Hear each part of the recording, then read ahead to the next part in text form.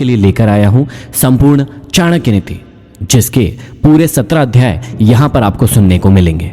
यदि आप अपने जीवन को बदलना चाहते हैं और चाहते हैं कि आपको कुछ ऐसे तरीके पता चले जिससे आप जीवन को बहुत ही अच्छे ढंग से जी सके, तो ये 17 अध्याय आप सभी के लिए बहुत ही महत्वपूर्ण हैं। तो चलिए इस चाणक्य नीति की शुरुआत करते हैं।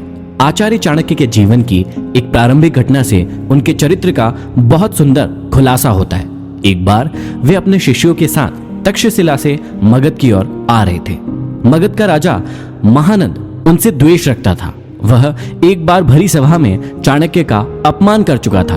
तभी से उन्होंने संकल्प लिया था कि वे मगध के सम्राट महानंद को पद से नीचे उतार कर ही अपनी शिखा में गांठ बांधेंगे। इसके लिए वे अपने सर्वाधिक प्रिय शिष्य चंद्रगुप्त को तैयार कर रहे थे।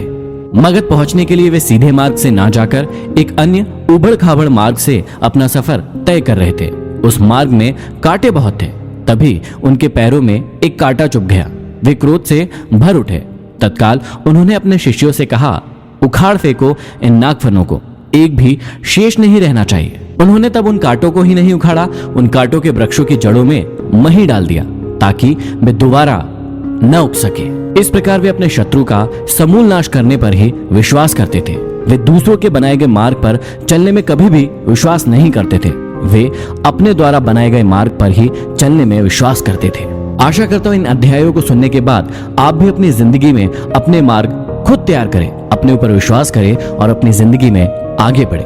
तो चलिए प्रारंभ करते हैं। प्रथम अध्याय में श्री चाणक्य श्री विष्णु भगवान को नमन करते हुए समझाते हैं कि राजनीति में कभी कभी कुछ कर्म ऐसे दिखाई पड़ते हैं जिन्हें देखकर सोचना पड़ता है कि यह उचित हुआ या अनुचित, परंतु जिस अनीतिकारी से भी जन कल्याण होता हो अथवा धर्म का पक्ष प्रबल होता हो तो उस अनैतिक कार्य को भी नीति सम्मत ही माना जाएगा। उदाहरण के रूप में महाभारत के युद्ध में युधिष्ठिर द्वारा अश्वत्थामा की मृत्यु का उद्घोष करना यद्यपि नीति विरुद्ध था, पर नीति कुशल योगीराज कृष्ण ने इसे उचित माना था, क्योंकि वे गुरु द्रोणाचार्य के विकट संहार से अपनी सेना को बचाना चाहते थे। आगे चाणक्य समझाते हैं कि मूर्ख छात्रों को पढ़ाने से, दुष्ट स्त्री के पालन पोषण से और दुखियों के साथ संबंध रखने से बुद्धिमान व्यक्ति भी दुखी होता है। इसका मतलब यह नहीं है कि मूर्ख शिष्यों को कभी उचित उपदेश नहीं देना चाहिए।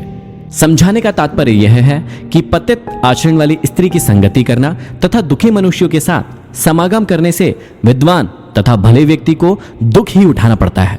वास्तव में शिक्षा उसी इंसान को दी जानी चाहिए जो सुपात्र हो। जो व्यक्ति बताई गई बातों को ना समझे उसे परामर्श देने से कोई लाभ नहीं है। मूर्ख व्यक्ति को शिक्षा देकर अपना समय ही नष्ट किया जाता है। यदि बात दुखी व्यक्ति के साथ संबंध रखने की है तो दुखी व्यक्ति हर पल अपना ही रोना रोता रहता है। इससे विद्वान व्यक्ति की साधना और एकाग्रता भंग हो जाती है।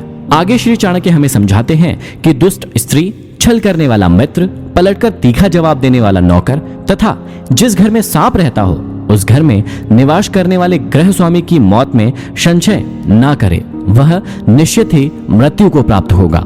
घर में यदि दुष्ट और दुष्चरित्र वाली पत्नी हो तो उस पति का जीना ना जीना बराबर ही है। वह अपमान और लज्जा के बोझ से एक तो वैसे ही मृतक के समान है, ऊपर से उसे सदैव यह भय भी बना रहेगा कि यह स्त्री अपने स्वार्थ के लिए कहीं उसे विष न दे दे। दूसरा, यदि उस गृहस्वामी का मित्र भी दगाबाज हो, धोखा देने वाला हो, तो ऐसा मित्र आस्तीन का सांप होता है। वह कभी भी अपने स्वार्थ के लिए उस गृहस्वामी को ऐसी स्थिति में डाल सकता है जिससे उबरना उसकी सामर्थ्य से बाहर की बात होती है। तीसरा, घर में यदि नौकर बदजुबान हो, बात बात में झगड़ा करने वाला हो, पलटकर तीखा जवाब देने वाला हो, तो समझ लेना चाहिए कि ऐसा नौकर निश्चित रूप से घर के भेद जानता है, और जो घर के भेद जान लेता है वह उसी तरह से घर बार का विनाश कर सकता है जैसे विभीषण ने घर में भेद करके रावण का विनाश करा दिया था। तभी मुहावरा भी बना, घर का भेद ही लंका ढाए। विपत्ति के समय काम आने वाले धन की रक्षा करे, धन से स्त्री की रक्षा करे और अपनी रक्षा धन और स्त्री से सदा करे। अर्थात संकट के समय धन की जरूरत सभी को होती है, इसलिए संकट काल के लिए धन बचाकर रखना उत्तम होता है। धन से अपनी पत्नी की रक्षा की जा सकती है। अर्थात यदि परिवार पर कोई संकट आए तो धन का लोभ नहीं रखना चाहिए, परंतु यदि अपने ऊपर कोई संकट आ जाए तो उस समय उस धन व स्त्री दोनों का ही बलिदान कर देना चाहिए।